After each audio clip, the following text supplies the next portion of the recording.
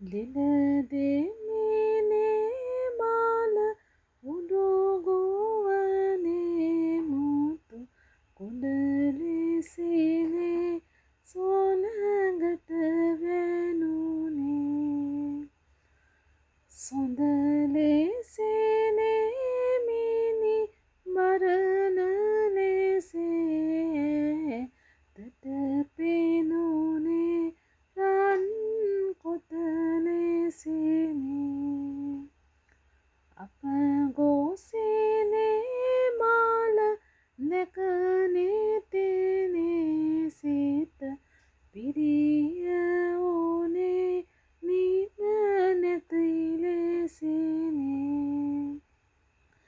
මෙලෙසිනේ තාල මල පිපුනේ සාකි පිය සකිනේ සොඳ ගල මුදුනේ හත ශ්‍රේණියේ නර්තන විෂය ඉගෙන ගන්න දරුවන්ට තලමල වර්ණනාව කියලා පාඩමක් තියෙනවා. තලමල ගැන කියන කවියක් තමයි මම ඔය ගායනා කරේ. තලමල කියන්නේ තලගහට අවුරුදු 100ක් සම්පූර්ණ වුණාම මල පිපිලා ගහ එතනින් ඉවර වෙනවා කියලා අපි අහලා තියෙනවා. ඉතින් ඉස්සර ජනවහරි කියනවා මේ තල මලක් පිපුණාම ඒ ගම් 7ක් පාළු වෙනවා කියලා. අපි අහලා තියෙනවනේ එහෙම. ඇත්තටම තල මල කියන්නේ විශාල මලක්. ගහේ මුදුනේ පිපෙන විශාල මලක්. මල පිපිලා ඉවරුනහම ගහ මැරෙනවා.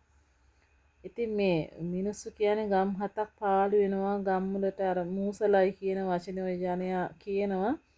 ඒ ගම් 7ක් පාළු වෙනවා කියන වචනේ හරියටම දැන් ඒක අපි දන්නේ නෑනේ. ඒක තමයි කියන්නේ ගම් 7ක් පාළු වෙනවා කියලා කියන්නේ දැන් ඔය විශාල මලක් ඒකේ තව පොඩි පොඩි මල් ගොඩාක් පිපෙනවනේ. එතකොට මේ මල් වල සුවඳට ඒ ගම් ගණනාවක පුංචි පුංචි කෘමි සත්තු එනවලු මේ මලේ මේ පැණි බොන්න. එතකොට අර ඒ ගම් වල වගා කරන වගාවන් වලට කෘමි සත්තු නැති වුනහම පරාගණය වෙන්නේ නැති නිසා ඒ වගාවන් විනාශ වෙනවලු. අර මලට ඔක්කොම සත්තු යන නිසා.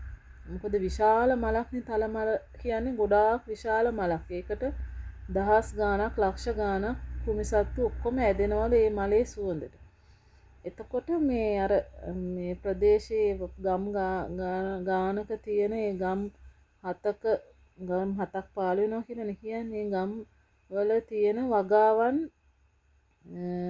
පාළු වෙනවා කියලා කියනවා. ආයේ තව කතාවක් තියෙනවා මේ තල ඒ ඇට හැම තැනම ඔය සත්තු ඊට පස්සේ ගිහින් දාපුවාම මේ හැම තැනම මේ ඇට පැලවෙලා තල ගස් හැදුනහමත් ඒ හැම තැනම විනාශ වෙලා යනවා. කියන්නේ අර හැදෙන්න ඕන ගස් හැදෙන්නේ නැතුව ඒ ගස් හැදෙනවා කියන කතාවකුත් තියෙනවා. ඉතින් ඒක තමයි අර තලමලක් පිපුණාම මේ ප්‍රදේශයට අපලයි මූසලයි වගේ වචන කියන්නේ මිනිස්සු.